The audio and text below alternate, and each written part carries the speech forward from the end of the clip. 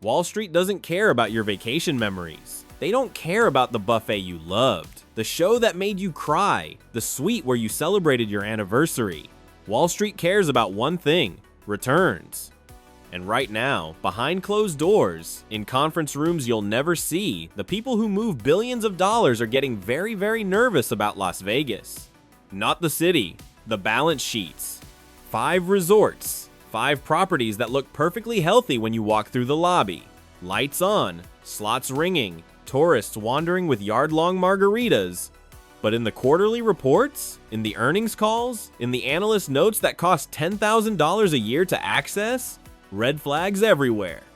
These aren't rumors from some casino host who heard something from a pit boss. These are signals, real signals, the kind that institutional investors pay millions to decode. Debt covenants tightening, occupancy metrics cratering, executives using phrases like challenging macro environment and strategic portfolio reassessment. When Wall Street starts talking like that, buildings close, jobs disappear, history gets bulldozed. Today, I'm going to show you what the smart money is whispering about. The 5 properties where hedge funds are hedging, where private equity is sweating, where the distance between underperforming asset and fire sale is shrinking every quarter. I'm not going to give you gossip. I'm going to give you the same information that investors use to decide whether to hold or fold. Because understanding these signals isn't just interesting, it's survival. If you work at one of these properties, you deserve to know what's coming. If you're planning to visit, you deserve to know what you're walking into. If you're just fascinated by the machinery behind the magic, you deserve to see how the sausage gets made.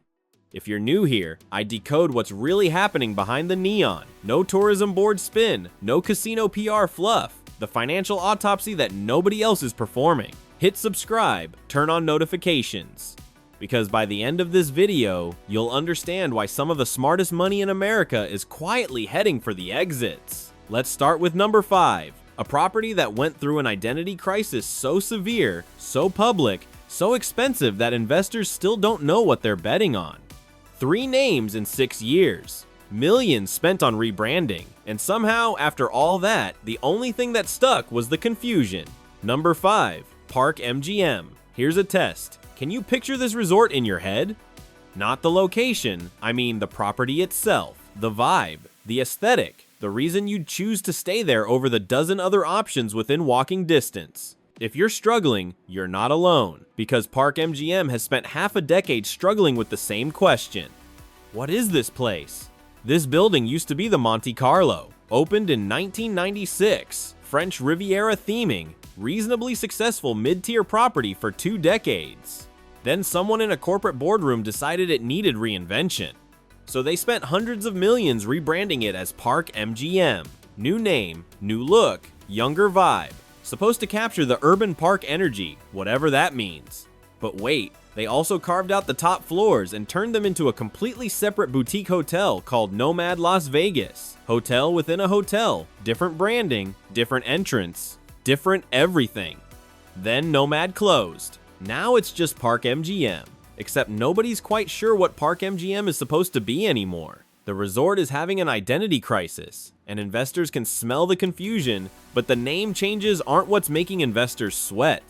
It's something buried in MGM's financial filings, a single metric that most people skip right over, a number that tells you exactly how corporate leadership views this property's future. And when you see it, everything clicks into place. Walk to Park MGM on a Saturday night. Stand outside, look north. There's Aria glittering, luxurious, pulling in the premium crowd like a magnet. Look south. There's New York loud, chaotic. Families pouring in for the roller coaster and the party atmosphere. Look east. There's T-Mobile Arena, 20,000 people flooding out after a Knights game or a massive concert, desperate to spend money somewhere. And Park MGM? Park MGM is the building they walk past to get to all those places. Not a destination, a hallway. The rebranding was supposed to fix that. Give people a reason to stop. Give them an identity to latch onto. 3 names later, they're still walking past. Now let me show you the number that matters. Capital expenditure. Capital expenditure. The money a corporation invests in upgrading, improving, and maintaining its properties. Every year, MGM Resorts files detailed reports breaking down where they're spending money. And when you dig into those filings, really dig past the glossy summaries, a pattern emerges. Park MGM consistently receives the lowest capital expenditure allocation in the entire portfolio, year after year, quarter after quarter. Bellagio gets hundreds of millions for renovations. Aria gets technology upgrades. Even Excalibur gets more attention.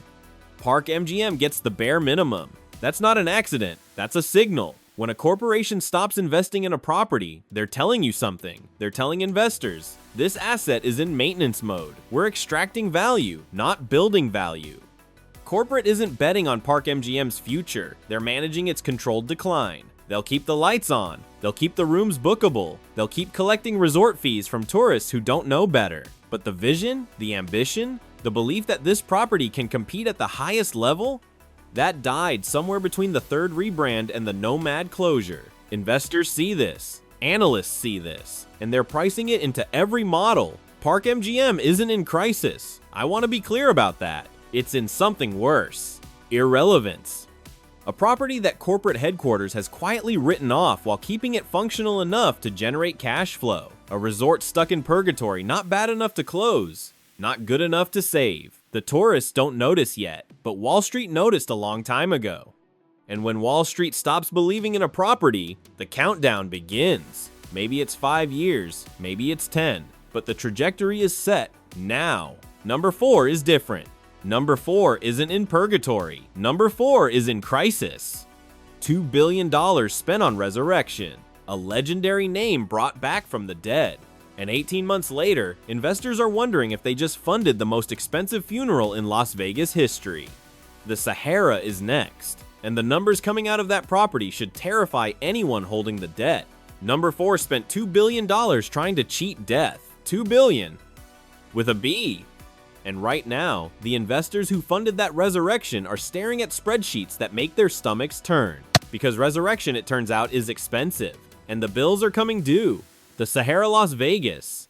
This name carries weight. 73 years of Las Vegas history. Rat Pack royalty. The kind of legacy that marketing departments would kill to manufacture. When Meruelo Gaming announced they were bringing it back, investors got excited. Historic brand recognition. Proven emotional connection. A North Strip location poised for the inevitable wave of development. On paper, this was a slam dunk. $2 billion in renovations. Complete gut job. New rooms, new casino floor, new restaurants. Everything rebuilt from the studs out. The grand reopening happened in 2019. Champagne flowed, press releases glowed. That was 6 years ago. The champagne has gone flat. Let me show you what investors see when they pull up Sahara's performance data. Gaming revenue per square foot. This is the number that tells you how hard your casino floor is working. Industry average on the Strip runs somewhere around $400 to $500 per square foot annually. The Sahara, significantly below that. By some estimates, 30 to 40% below. That's not a soft patch, that's a structural underperformance. But the gaming floor isn't what keeps Meruelo's lenders up at night. It's the rooms. Because when your hotel towers are empty, the math that justified a $2 billion renovation starts to collapse. And the Sahara's towers, they're emptier than anyone wants to admit. Hotel occupancy, the lifeblood of any resort. Strip-wide average runs around 85 to 90%. The big players Wynn, Venetian, Bellagio push into the low 90s regularly. The Sahara is reportedly hovering in the mid-50s on weekdays, climbing to maybe 70 on weekends. Let me translate that for you. Half the rooms sitting empty on a Tuesday night. In Las Vegas, where there's a convention, a concert, or a fight happening virtually every week. That's not a marketing problem, that's an existential problem. Every empty room isn't just zero revenue, it's negative revenue. Because the debt service on that $2 billion renovation doesn't take nights off. The interest accrues whether the rooms are full or not. Now here's where it gets really ugly. When Meruelo financed this Resurrection, interest rates were near zero. The Federal Reserve had money on sale. Borrow $2 billion? No problem. The interest payments were manageable. Then the Fed raised rates 11 times. 500 basis points of increases. That means every piece of floating rate debt got dramatically more expensive overnight. Any debt that needs to be refinanced, and casino debt always needs to be refinanced, suddenly costs twice what it did when the business plan was written. The math that worked in 2019 doesn't work in 2025. And investors know it. There's a whisper making rounds through Vegas investment circles. I've heard it from 3 separate sources now, all off the record, all with skin in the game. Meruelo is quietly testing the market. Not a public announcement, not an official sale process, just discreet conversations with potential buyers. Feelers going out, numbers being floated, and here's the part that should terrify the debt holders. The asking price keeps dropping, and the phone keeps not ringing. Think about that, a $2 billion renovation on a legendary property with prime North Strip real estate. And when ownership quietly shops it around at a discount, nobody's biting. Why? Because every potential buyer does the same math. They look at the occupancy, they look at the gaming revenue, they look at the interest rate environment, and they ask themselves, can I fix what Meruelo couldn't fix? So far, nobody believes they can. When a $2 billion asset can't find a buyer at a discount, that tells you everything you need to know about what smart money thinks of its future. The Sahara gambled on resurrection. They bet that a legendary name and a quality renovation could overcome geography, could overcome competition, could generate enough cash flow to service a mountain of debt in any interest rate environment. That bet is losing. Not slowly, not gracefully. The kind of losing where lenders start making phone calls, where covenant violations become conversation topics, where strategic alternatives gets whispered in boardrooms. But if the Sahara makes investors nervous, number 3 should make them nauseous. Because number 3 didn't spend $2 billion. Number 3 spent $4.3 billion on the most expensive casino ever built in Las Vegas. A property so ambitious, so massive, so leveraged that its success or failure will send shockwaves through the entire industry. Resorts World is next, and the question on every analyst's desk is simple. Did they build a masterpiece or a mausoleum? Number 3 is the most expensive casino ever built in Las Vegas. $4.3 billion. Let that number breathe for a second. $4.3 billion. More than the GDP of some countries, more than most corporations will ever see in a lifetime. And right now, the investors behind that bet are asking themselves a question they really don't want to answer. Resorts World Las Vegas. When this property opened in June 2021, it was supposed to be a turning point, the first new mega resort on the Strip in over a decade. Proof that Vegas was still the center of the hospitality universe. 3 gleaming towers, 3,500 rooms, a casino floor that stretches 117,000 square feet. Every superlative the press release writers could fit on a page. The Genting Group, the Malaysian gambling giant behind this project, bet their entire American future on this building. This wasn't just a resort, this was a statement. A declaration that they belonged in the same conversation as Wynn and MGM. The ribbon was cut, the celebrities showed up, the headlines were glowing. That was 4 years ago. The glow has faded. Here's what the glossy magazine spreads don't mention. To service the debt on a $4.3 billion project, you need near-perfect execution. Every night, year-round. No margin for error. The break-even occupancy? Roughly 85% at premium rates. Not discount rates, not promo rates. Full price, night after night. The actual occupancy? Industry sources suggest Resorts World is running somewhere in the low to mid-60s. That's not a rounding error. That's a 20-point gap between what they need and what they're getting. Every single point below target is millions of dollars in unrealized revenue. Millions that were supposed to service that mountain of debt. But here's what really keeps the analysts up at night. It's not just that the rooms are empty, it's why they're empty. Because Resorts World didn't fail at execution. They failed at something more fundamental. They built a $4 billion palace for a customer who might not exist. Genting built Resorts World for the Asian high roller market. Makes perfect sense on paper. They dominate that segment in Singapore. They print money in Malaysia. They know those customers. They have decades of relationships. They understand the culture, the preferences, the level of service that whales expect. So they designed everything around that customer, the aesthetic, the restaurants, the VIP facilities, the service philosophy. One problem, the Asian high roller who might visit Las Vegas. They already have a casino. It's called Win. It's called Venetian. It's relationships built over 30 years. Hosts who know their children's names. Suites permanently reserved. Trust that took decades to build. You don't steal a whale with a new building. I need you to understand this because it's the core of Resorts World's problem. High roller gambling isn't transactional, it's relational. These customers aren't comparing room rates on Expedia. They're not looking for the newest lobby or the shiniest slot machines. They're loyal to people, to hosts who've earned their trust, to properties that have proven over years and years that they'll be treated like royalty. Resorts World showed up with a $4 billion business card and expected relationships to follow. They didn't. The whales stayed where they were, with the hosts they trust, at the properties that earned their loyalty the hard way. So Genting did what any desperate company does. They pivoted. Couldn't get the whales? Fine. Let's chase the mid-market tourist, drop the rates, run promotions, fill the towers with bodies instead of big spenders. And that pivot, that panicked, boardroom-mandated pivot might be the decision that seals their fate.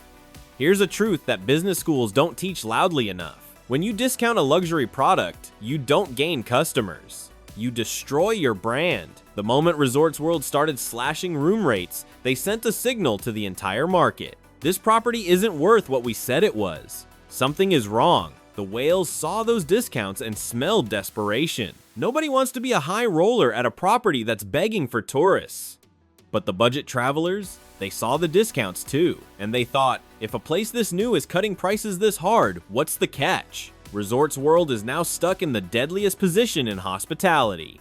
Too expensive for the budget crowd who just wants a clean room and cheap slots. Too desperate for the whales who need to feel like they're somewhere exclusive. $4.3 billion. And investors still can't answer the most basic question in business. Who is this resort for? The Asian whales aren't coming. The mid-market tourists don't trust the discounts. The convention crowd books Aria or Venetian by default. Resorts World built the most expensive resort in Vegas history and somehow ended up competing for the customers nobody else wanted. That's not a soft opening adjustment. That's not a marketing tweak. That's a $4 billion identity crisis with no clear exit. But if Resorts World makes investors nauseous, number 2 should make them physically ill. Because number 2 isn't struggling with identity. Number 2 has a crystal clear identity. It's the crown jewel of Las Vegas, the most profitable casino in the city's history. And it just got bought by the most terrifying words in hospitality: private equity. The Venetian is next, and what Apollo Global Management has planned for that property should make every Vegas employee very, very nervous. Number 2 shouldn't be on this list. By every traditional measure, it's the crown jewel of Las Vegas, the most profitable casino in the city's history. Iconic architecture, legendary service, a brand that's worth billions just in recognition alone.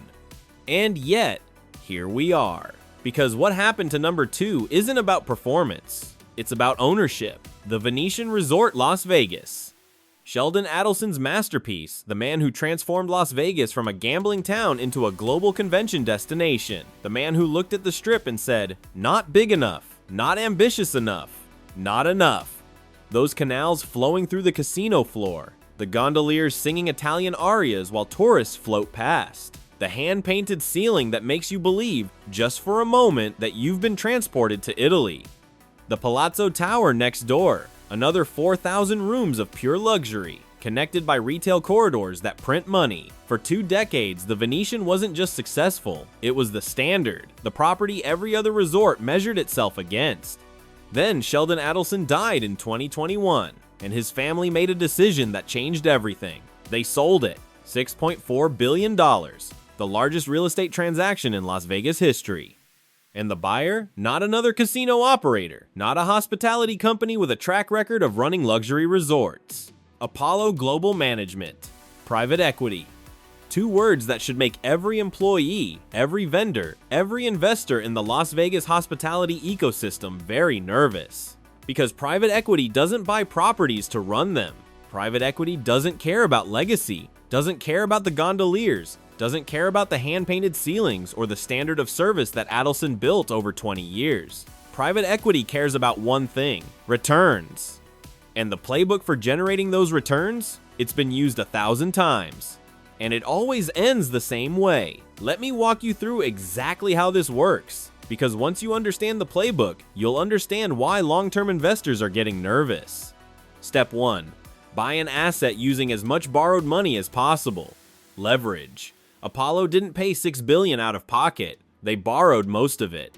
Step 2. Load that debt onto the property itself, not onto Apollo's balance sheet, onto the Venetian's balance sheet. Now the resort is responsible for servicing roughly $4 billion in debt. Step 3. Cut costs aggressively. Boost short-term cash flow. Every dollar saved is a dollar that can be extracted. Step 4. Extract dividends. Pay yourself back before the consequences of those cuts become visible. Step 5. Sell or refinance or let someone else deal with the mess. This isn't hospitality. This isn't building something. This is financial engineering, and the property is just a vehicle. The playbook has already started. I've talked to people who work at the Venetian, current employees, former employees, people who watched Adelson build this property from the ground up. And what they're describing isn't dramatic. It isn't headline worthy. It's subtle, it's quiet, and it's exactly what the playbook predicts. Staff reductions, not massive layoffs that make the news. Quiet attrition. When someone leaves, their position doesn't get filled. The remaining staff absorbs the work. Maintenance deferrals. Projects that were scheduled get pushed to next quarter, then pushed again. The guest doesn't notice at first. The employee notices immediately. Vendor renegotiations. Squeezing suppliers for every penny, switching to cheaper alternatives. The linens feel slightly different. The toiletries are a different brand. Small changes that save money and erode quality by millimeters. These are the early symptoms, the first chapter of a story that's been written 100 times in 100 industries. Guests won't notice for a year, maybe 2, but by the time they do notice, the degradation is already baked in. The talent has left. The institutional knowledge has walked out the door. The standard that Adelson spent decades building? Gone. And then there's the debt. $4 billion sitting on the Venetian's balance sheet. Debt that needs to be serviced. Debt that needs to be refinanced in a high interest rate environment. Apollo's investors expect returns. They didn't buy the Venetian to run a nice hotel. They bought it to generate IRR, internal rate of return. But the Venetian's guests expect quality. They expect the standard they've always received. The reason they pay premium rates. Those two expectations are on a collision course. You cannot maximize short-term returns while maintaining long-term quality. Something has to give. And in the private equity playbook, quality always loses. The Venetian was built by a man who cared about legacy. A man who stood in the construction site and demanded the ceiling be repainted because the shade of blue wasn't quite right. A man who understood that luxury isn't just about spending money, it's about obsession with details. That man is gone. The property is now owned by a spreadsheet, a financial model, an algorithm optimized for extraction. History tells us how this story ends. We've seen it with retailers, with newspapers, with hospitals. Private equity buys, extracts, and moves on. What's left behind is a hollowed-out shell of what once was. The Venetian might be the crown jewel of Las Vegas, but crowns can be pawned, and number one makes the Venetian's problems look manageable. Because number one isn't being slowly hollowed out. Number one is actively bleeding, hemorrhaging cash, burning through hundreds of thousands of dollars every single day. Fontainebleau is next, and the numbers coming out of that tower are genuinely terrifying. Number one is the tallest building in Nevada. It's also the most troubled mega resort in Las Vegas. Not because it's old, not because it's neglected, not because private equity is slowly hollowing it out, because it opened 18 months ago and still can't stop the bleeding. Fontainebleau, Las Vegas. For over a decade, this building was a ghost, a skeleton of steel and concrete haunting the North Strip, a monument to the 2008 financial crisis. Construction started in 2007, then Lehman Brothers collapsed. The financing evaporated, the cranes went silent, and for 13 years, that unfinished tower stood as a warning. A reminder that even Vegas isn't immune to gravity. Everyone assumed it would be demolished, torn down, and forgotten. Another casualty of American hubris.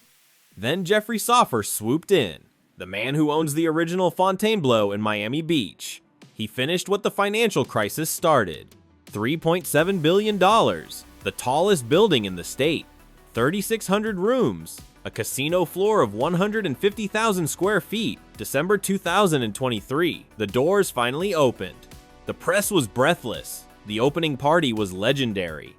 And the math was impossible from day one. Let me give you a number, and I want you to really sit with it, because this number explains everything about why investors are terrified. Fontainebleau is losing money every single day.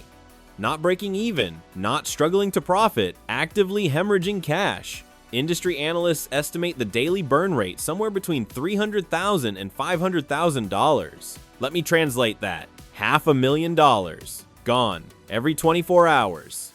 While you've been watching this video, maybe 12 minutes, Fontainebleau has burned through roughly $4,000. By the time you go to sleep tonight, another $500,000 vanished into the desert air. But here's what makes Fontainebleau the most dangerous investment in Las Vegas.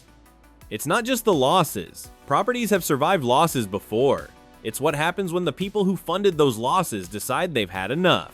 Because that $3.7 billion didn't come from Jeffrey Soffer's pocket. It came from lenders, from institutional investors, from people who were promised returns they are absolutely not receiving. And those people? They're getting impatient. Fontainebleau's debt structure is a house of cards balanced on a knife's edge in a windstorm. Construction loans that were supposed to convert to permanent financing. That conversion requires hitting performance metrics, metrics that aren't being hit, mezzanine debt with interest rates that make your credit card look like a gift. Every month that passes, the interest compounds. Institutional investors who sat in boardrooms looking at projections that assumed 85% occupancy by year 2. They're getting reports showing 60%, maybe less. When lenders get nervous about a project this size, they don't send polite emails. They send lawyers.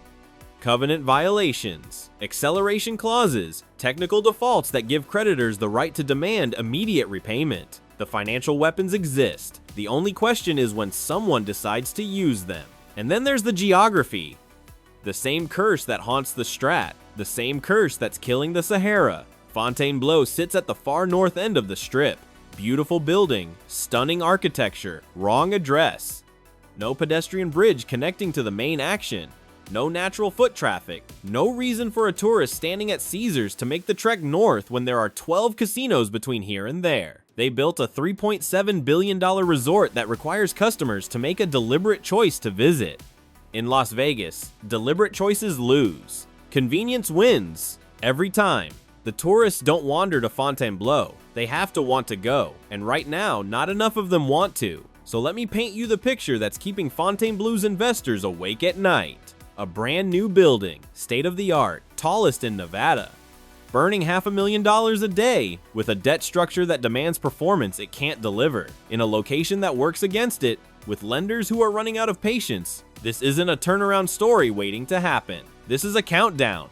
5 resorts, 5 different stories, one common thread: Park MGM, corporate orphan, starved of investment, managed for decline. Sahara resurrection debt meeting rate shock reality. Resorts World, $4 billion searching for a customer. The Venetian crown jewel being stripped for parts by private equity. Fontainebleau daily burn with no firebreak in sight. These aren't rumors. These aren't hot takes. These are signals. The same signals that institutional investors pay millions of dollars to decode. The same metrics that hedge funds use to decide where to place their bets. I'm just translating them into English. When Wall Street gets nervous, they don't tweet about it. They don't post on Reddit. They don't make YouTube videos. They adjust their positions. Quietly, they hedge their exposure. Discreetly, they move their money before the headlines catch up. By the time the average person reads about a casino struggling, by the time it makes the evening news, the smart money left months ago. I'm showing you what they're seeing right now, in real time, before the restructuring announcements, before the strategic alternatives press releases, before the locks go on the doors. The question isn't whether some of these resorts will struggle. The question is which ones, and how bad, and what that means for the thousands of people who work inside those buildings. People who have no idea what the spreadsheets say about their future. Hit subscribe if you want to stay ahead of the curve. I'm tracking these properties, every earnings call, every debt filing, every insider whisper that tells us what's coming next.